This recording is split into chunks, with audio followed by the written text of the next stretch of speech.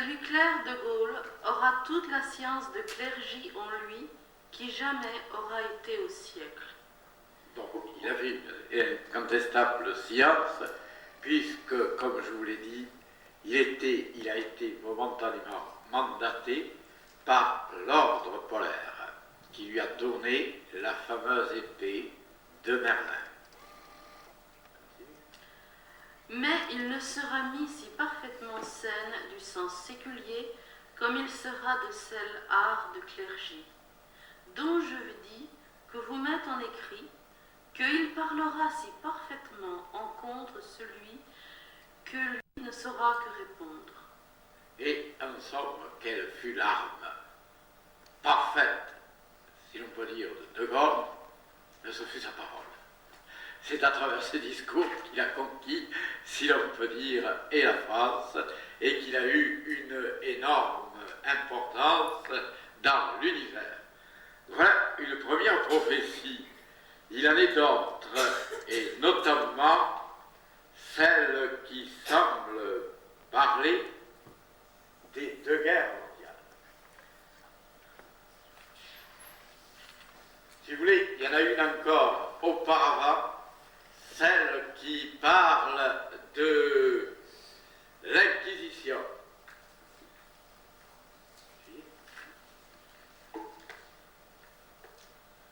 Je veux que tu mettes en écrit qu'un seul marche aura un si sage homme et si prud'homme de son corps et si fort que bien le pourrait l'en comparer à la force Samson fortin. Là, nous sommes dans le domaine de l'apparition des maîtres. Et ce personnage dont il parle est très probablement Nicétas, un grand sage qui fut une nouvelle incarnation de Merlin et qui répandit l'albigéisme et les amis du livre esprit et les fidèles d'amour à travers toute l'Italie, ce qui explique, je crois, la suite. Et c'est lui, prud'homme, ira de la plus haute lignée de celle marche sans une autre lignée, qui sera à celui-temps. Non, il serait de la lignée de Salomon. Ensuite, et si te dit que celui fortin délivrera mainte terre, ainsi que les grands dragons viennent du grand servage, et ôtera Lombardie de grands martyrs et une grande partie d'Italie. Alors, il ne faut pas oublier que la prédication de Nicétas a été en quelque sorte souveraine sur toute l'Italie. Il ne faut pas oublier non plus une chose extrêmement curieuse, c'est que les premiers albigeois furent appelés des Lombards, parce que c'était exactement en Lombardie que l'hérésie, ou plutôt la religion albigeoise, a fleuri. Ce qui explique d'ailleurs pourquoi Dante, en parlant de Virgile, le qualifie de Lombard. Ce qui est évidemment une astuce magique. Virgile croyait à la réincarnation. Il était normal qu'il soit appelé du nom des Albigeois, c'est-à-dire des Lombards. Mais en écrit, dit Merlin, que celui fortin que je te dis naîtra, ainsi que cela chose, qui jadis naquit et partit de Jérusalem en 1132. Or, il ne faut pas oublier que c'est exactement vers cette période, 1132, que Nicétas vint prêcher la religion, mettons, albigeoise dans le sud de la France et aussi dans le nord de l'Italie et également en Sicile. Donc, non seulement la chose est précise, mais elle est encore datée. Je crois qu'on pourrait parler de guerre. Sourdra une grande guerre parmi le monde, ainsi en poénime comme en chrétiente, que lit un royaume ira sur l'autre et une province sur l'autre, et l'autre servira pour eux aider. Et durera cette guerre un grand temps, dont notre Sire Jésus-Christ se courroucera à eux, et leur donnera si grand famine, que tous laisseront leur guerre et leur orgueil, malgré eux, aussi les païens comme les chrétiens, et feront bonne paix. C'est-à-dire, ça s'est produit pendant la Première Guerre mondiale, appelée d'ailleurs Grande Guerre, qui fut suivie par une terrible famine, en Russie notamment, et il y eut enfin la paix de Versailles en 1918. Il y a donc le terme, semble-t-il, qui est précisé, mais je pense qu'il parle aussi d'une autre guerre. Combien de temps sera les gouverneurs forts de Rome? Et Merlin répond, il sera fort 5 ans. Remarquez que 5 ans, c'est extrêmement curieux, parce que c'est la durée de la Deuxième Guerre mondiale, de 1940 à 1945. Ensuite, et c'est assez bien précisé, parce qu'on peut dire que la guerre a commencé surtout en 1940 par l'invasion de la France. Ensuite, il sera en un chastel à 15 lieues de Rome, fit Merlin, et puis le feront les Romains abattre au temps d'un autre gouverneur. Ah, là, c'est Mussolini qui a voulu, lui aussi, recréer l'Empire romain et qui a été abattu par ses propres, enfin par les Italiens. Vous ne savez pas ce qu'ils ont fait de mieux, il ne faut tuer personne. Mais enfin, c'était la destinée, j'ajouterai que c'est la destinée de presque tous les dictateurs qui finissent tragiquement. Il affirme ensuite, à la suite des prophéties, il déclare qu'il y aura une femme d'une beauté extraordinaire qui épousera un méditatif,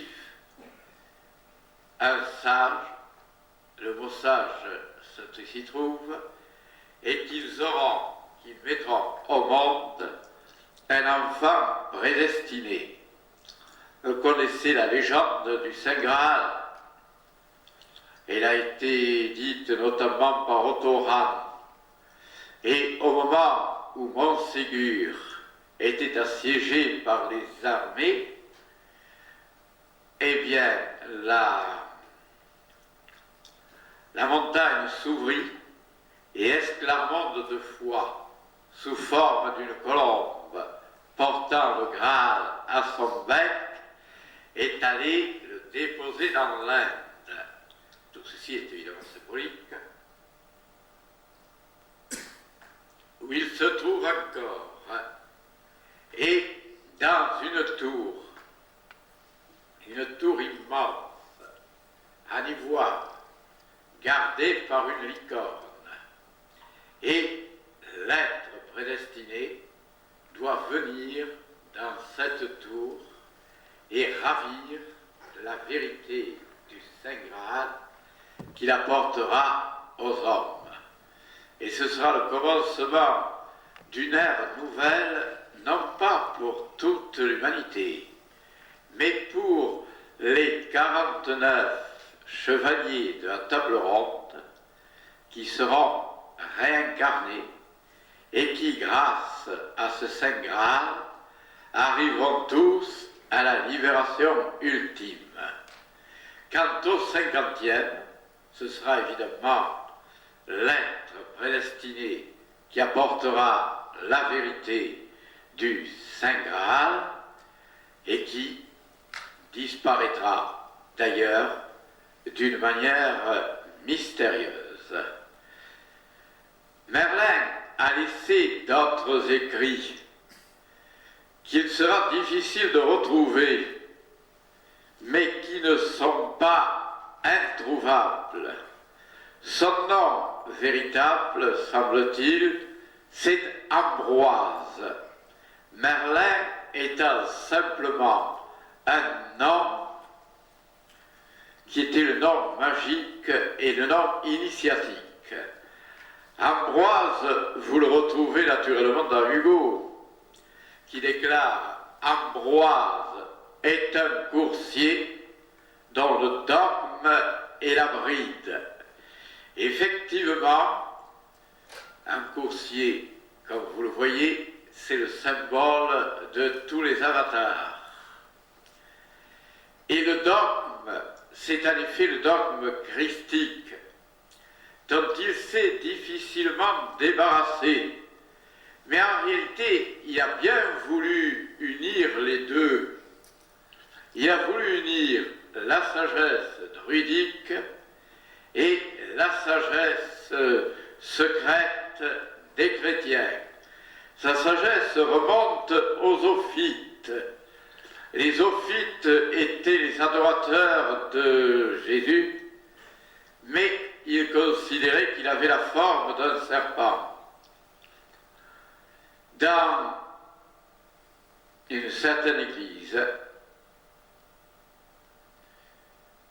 du midi de la France, on trouve à l'intérieur une grande représentation du soleil.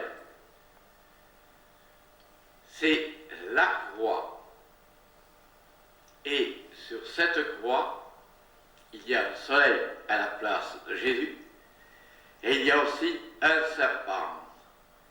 Et cela remonte à la tradition ophite qui affirmait que Jésus avait pris une multitude de formes, et notamment la forme d'un serpent, et qu'il s'incarnait, quand il le voulait, dans certains serpents sacrés, qu'il nourrissait d'ailleurs de mets spéciaux, et il suffisait de toucher ces serpents pour qu'immédiatement on connaisse la sagesse suprême. Donc, Merlin, comme je vous l'ai dit, est parti. Il a laissé d'autres écrits, et il a laissé aussi le fameux Saraf, dont je vous ai parlé, et qui permet effectivement la connaissance absolue.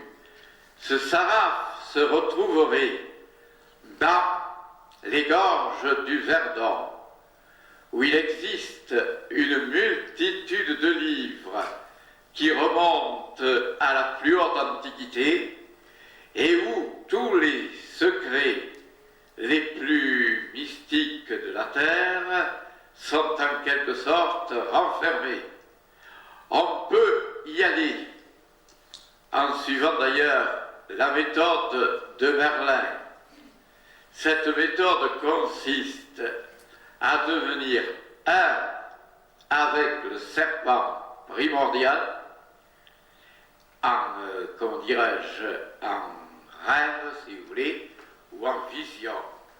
Prendre la forme d'un immense serpent ailé, être ce serpent lui-même, et traverser les portes de fer. Car il y a toute une série de portes de fer qui empêchent l'accès à cette caverne ultra secrète.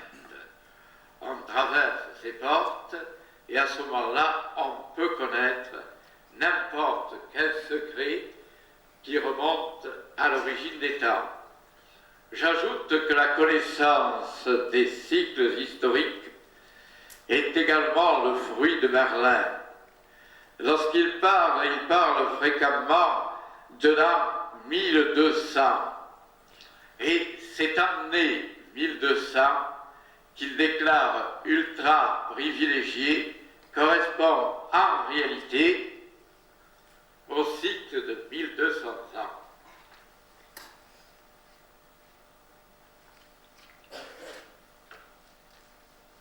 Merlin étant mort vers 760 ou 780,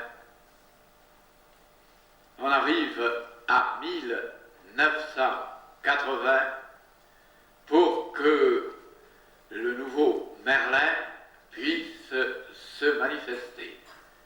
Effectivement, si vous vous amusez, avant 1200, vous supprimez 1200 et nous avons Apollonius de Tyane, encore une incarnation merlinoise, si j'ose dire. Si vous voyez 1200 avant, là, c'est plus mystérieux, mais nous avons d'autres personnages, parmi lesquels Linus, qui était un grand poète et qui fut le reflet d'Akhenaton, lequel Akhenaton vivait vers 1350. Il a eu comme reflet, comme disciple, un certain Linus. Remarquez la ressemblance entre Linus et Merlin. Il n'y a pas, comment dirais-je, de méli-mélo, si j'ose dire, d'embrouillamini dans ce que je viens de vous dire, parce que toutes les âmes, tous les hommes possèdent plusieurs âmes. Et il arrive que ces âmes, comment dirais-je, s'entremêlent. Si vous préférez, chaque homme contient en lui, dans son corps physique, des molécules et des atomes ayant appartenu à des hommes antérieurs. Mais il contient aussi dans son corps astral des molécules ayant appartenu à d'autres corps astrales. Et il contient dans son corps mental inférieur des molécules ayant appartenu à d'autres mentales précédents. Ce qui fait que pour revoir notre véritable entité, notre véritable âme voyageant à travers les âges, il faut être capable de distinguer par le discernement spirituel la mémoire prodigieuse qui reste enfermée dans notre corps mental supérieur des autres mémoires qui sont tout à fait illusoires. C'est ainsi qu'actuellement, trois êtres se disputent le plaisir d'être Cagliostro, alors qu'aucun des trois ne l'est réellement. Mais ils ont tous, comment dirais-je, des molécules. J'ajouterai que beaucoup de femmes se prennent pour Marie-Antoinette, tout simplement parce qu'elles sont des molécules, cette reine infortunée. Il y en a qui se prennent pour Jeanne d'Arc. Et effectivement, elles ont encore quelques molécules.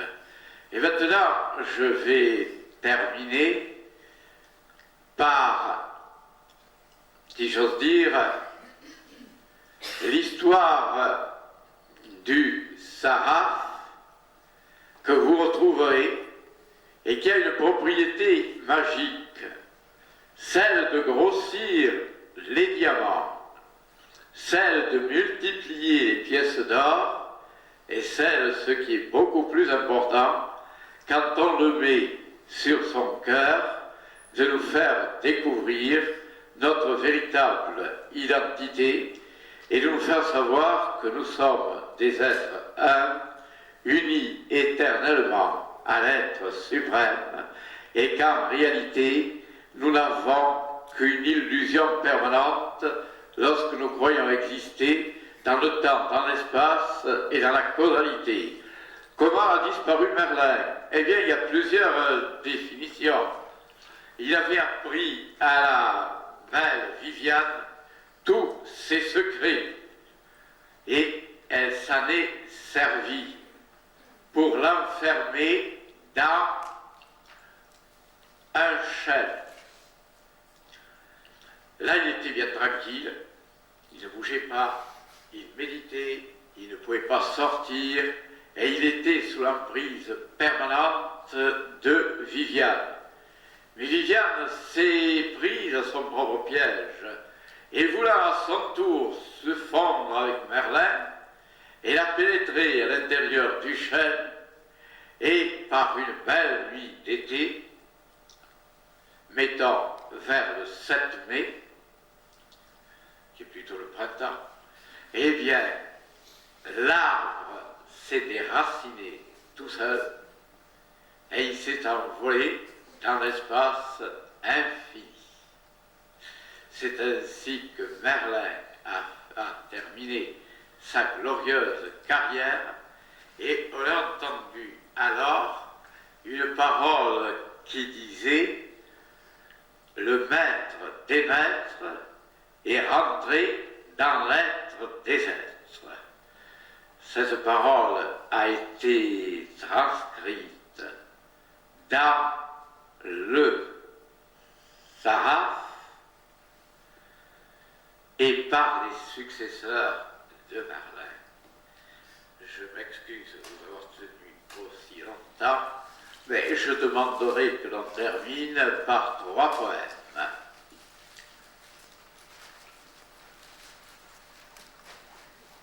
J'ajouterai, après le premier, j'ajouterai quelque chose.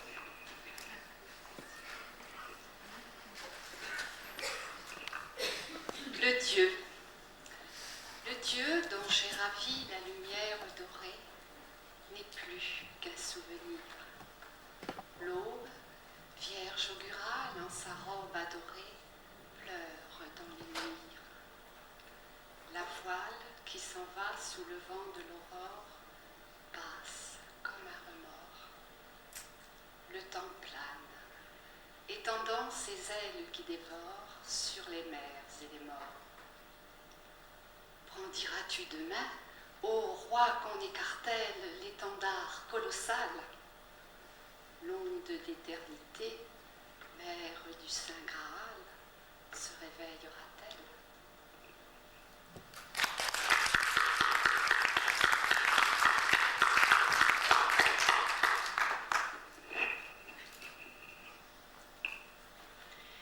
Comme il est difficile et comme il est divin de transformer les âmes et de leur démontrer qu'aux pentes du ravin fleurissent les dictames.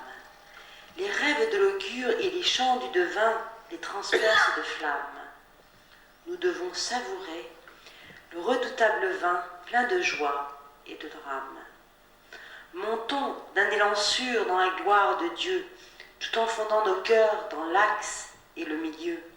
Nous déploisions notre aile. Les esprits transformés sont d'ardents ouragans, ils dépassent pensifs les astres arrogants vers l'aurore éternelle.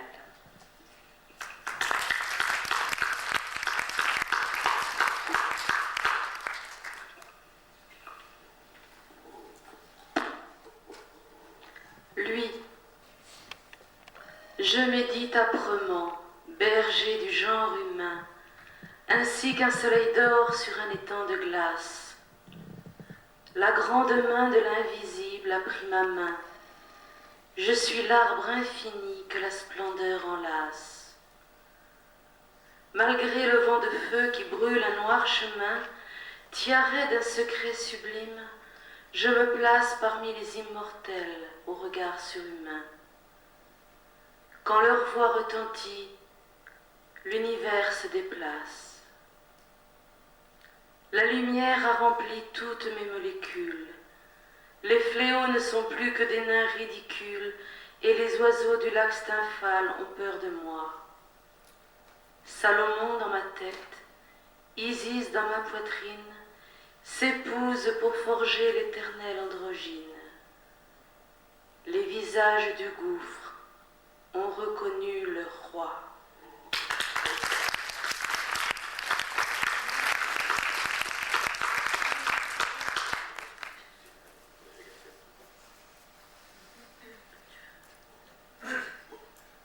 Alors, je vais quand même terminer par... je vous avais dit qu'il y avait quelque chose de particulier. C'est que Merlin, grâce à ses connaissances, était capable de mouvoir les pierres et que Karnak en est le résultat. Ces pierres gigantesques existaient dans la Grande-Bretagne. Merlin, grâce à la puissance de sa lyre, les a mises en mouvement.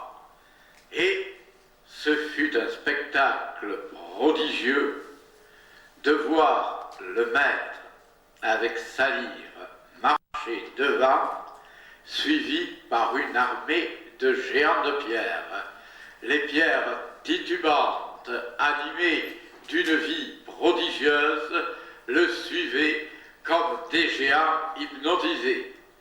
Il descendit dans la mer. Il avait trouvé le moyen d'ailleurs de respirer aussi bien dans l'eau, dans la terre, dans les airs et dans le feu. Et les pierres le suivirent docilement, comme des géants ivres, et elles plongèrent derrière lui, dans le clair obscur verdâtre des eaux, traversèrent la Manche, remontèrent de l'autre côté et arrivèrent en Bretagne, où Merlin s'installa et prononça le chant de l'immobilité sereine. Toutes les pierres se formèrent en cercle autour de lui, et ce fut le fameux entourage de Karnak. Il avait déjà fait quelque chose de pareil avec Stonehenge, mais là, je ne garantis rien. De toute manière, il a également créé, dans un certain sens, les Carnutes avec le maître Car, dont il était peut-être la dernière incarnation celtique. Bon, je vous remercie de votre attention, et si vous avez quelques questions à me poser, pas plus de 3 car il se fait tard, je suis prêt à vous répondre. Tu dis que Merlin a initié 9 prêtresses de l'île de Saint. Oui. Est-ce qu'il a initié des hommes aussi? Oui. Est-ce qu'il a donné Qui a initié les 49 chevaliers la table ronde? Est-ce qu'il a donné à ces hommes des initiations tantriques? Non. Il leur a simplement donné une initiation, mettons, fondamentale de l'initiation du feu. Il a fait descendre sur eux le feu de l'esprit. Et je pense que parmi ces 49, il doit y en avoir quelques-uns qui ont, grâce à lui, atteint à l'illumination. S'il a donné des initiations tantriques, si Merlin a donné des initiations tantriques à 9 prêtresses, est-ce qu'on doit supposer j'arrive? Ah oui. Pardon? Si Merlin s'est réincarné. La question est, si Merlin a donné des initiations tantriques à des prêtresses, Oui. est-ce qu'on doit supposer que pour avoir une initiation tantrique, en tant qu'homme, il faut que le maître soit une femme? Oui, Ok. c'est tout à fait cela. Est-ce que tu peux donner des initiations tantriques alors à des hommes? Non. Est-ce que je peux donner des initiations tantriques aux hommes? Ouais. Non. Non. Ok. Mais une femme peut le faire. Et en ce moment, est-ce qu'il y a des femmes qui sont susceptibles de donner des initiations tantriques? Il y en a sans doute 3 ou 4 dans le monde. Et on peut les Vous trouver. l'avez regardé. Et tu n'as qu'à essayer de le trouver. Il y en a. Une indication pour ça. Ça fait rien, c'est- Je ne sais pas du tout si elles peuvent, si elles les donnent, mais elles peuvent le donner. Et il y en a 3, et je vous en parlerai que d'une seule. Laquelle? Nous entrons dans le domaine de la légende et aussi de la vérité. Elle s'appelle Josépha, comtesse de Cagliostro. Et si jamais tu arrives à la rencontrer, peut-être, à travers des retentissements karmiques, te donner une initiation tantrique. Et il y en a d'autres qui le sont, mais qui ne le sont pas. Parce que pour être une grande prêtresse communiquant une initiation, il faut avoir connu la conscience cosmique. Et il y en a très peu à travers le monde. Il y a cependant une Tara. Seulement on la trouve au Tibet. La réincarnation de la Tara blanche. Il y en a même une autre. La réincarnation de la Tara noire. Il y a une troisième. L'incarnation de la Tara jaune. Mais elles habitent toutes trois au Tibet et dans des lieux inaccessibles. Donc, il est assez difficile de trouver. Enfin, Sauf si on marche bien. oui, et s'il y en a beaucoup d'intuition et une puissante respiration. Bon, alors une troisième question, si vous voulez. Je vous ai dit que vous aviez droit à 3 questions. Pourquoi a-t-il amené toutes ces pierres en Bretagne? Pardon. Pourquoi tu as mis de ces pierres? Ah, à cause des moines. Eh oui, les moines catholiques sont venus avec un désir de destruction des forêts. Et ils ont détruit le plus de forêts qu'ils ont pu pour les remplacer par des champs que l'on pouvait cultiver, qui étaient utiles et qui donnaient beaucoup de richesses. Ce qui fait que les génies des forêts avaient fini par partir et s'étaient réfugiés essentiellement dans les pierres. Et il a amené ces pierres à la forêt de Brocéliande, justement. Enfin, aux environs, et c'est là qu'elles se trouvent encore. Quant à lui, et c'est à Karnak, quant à lui, il a en quelque sorte, je vous l'ai dit, il est invisible, il est passé où il a voulu, et surtout dans l'île d'Avalon. Mais il y avait probablement quelque chose de lui qui subsistait dans l'ancien tombeau de Merlin, qui se trouve dans la forêt, toujours la même, et que certains ont fait sauter, parce qu'un abruti, possesseur malheureusement du champ où se trouvait le tombeau de Merlin, avait cru que ce tombeau abritait des trésors physiques. Il a donc fait sauter le tombeau et il n'y avait rien, naturellement. Merlin apporte surtout des trésors métaphysiques. Il existe encore le tombeau de Merlin, toujours dans la forêt de Brocéliande, et qui est effectivement composé des débris du tombeau primordial. Dans ce tombeau, il y a encore des reflets du magnétisme de Merlin, et on peut communiquer avec les esprits de la nature en touchant le tombeau. Ma publicité est gratuite. Oui, et si vous voulez. Bon, je vous remercie par conséquent de votre attention. Hein? Encore une question, d'accord? Qui était Morgane? Ah, qui est devenu Morgane? Qui était-elle? À qui était Morgane?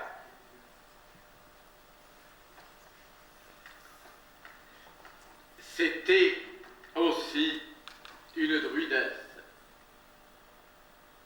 qui communiquait avec les fées de la forêt, mais et qui s'est servi de sa puissance magnétique pour capter, dominer et en quelque sorte ruiner le magnétisme des êtres humains. Il ne faut pas exagérer quand même, hein. Mais elle donnait des initiations tantriques et elle s'emparait du magnétisme de son partenaire pour pour enrichir sa propre substance et pour aboutir, elle, à dominer l'univers. C'était son but secret. Ma foi, tout le monde a un but, mais comme il avait développé une puissance de volonté exceptionnelle, il a fini par mettre sa puissance dans une incarnation ultérieure au service du bien. Et j'ajoute qu'elle s'est réincarnée dans la jeune Esclarmonde. Il y a deux Esclarmondes, Esclarmonde d'Allion et Esclarmonde de Foix.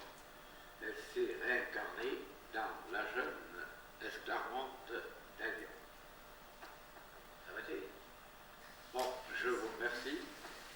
Et nous aurons la possibilité. Alors, je vous invite à nous retrouver le 17 janvier. Vous pouvez prendre les feuilles d'annonce des conférences. Il y a une petite erreur. Il est indiqué mercredi 17 janvier. C'est mardi 17 janvier qu'il faut lire. Bonsoir. Merci.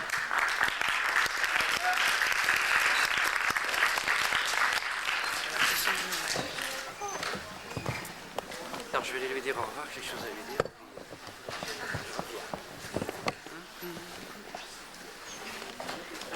T'as pas eu ça?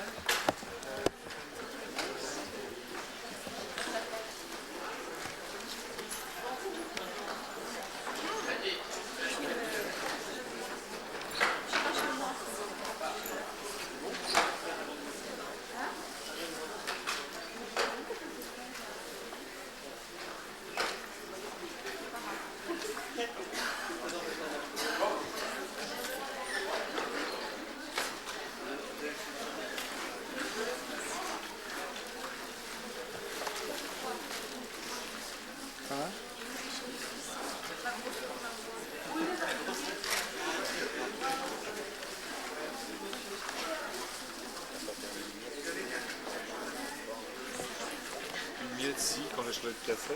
Ah oui. Difficilement faire retourner. Je peux plus aller voir comment ça sera avec le micro. Avec le son plutôt que tu vas passer.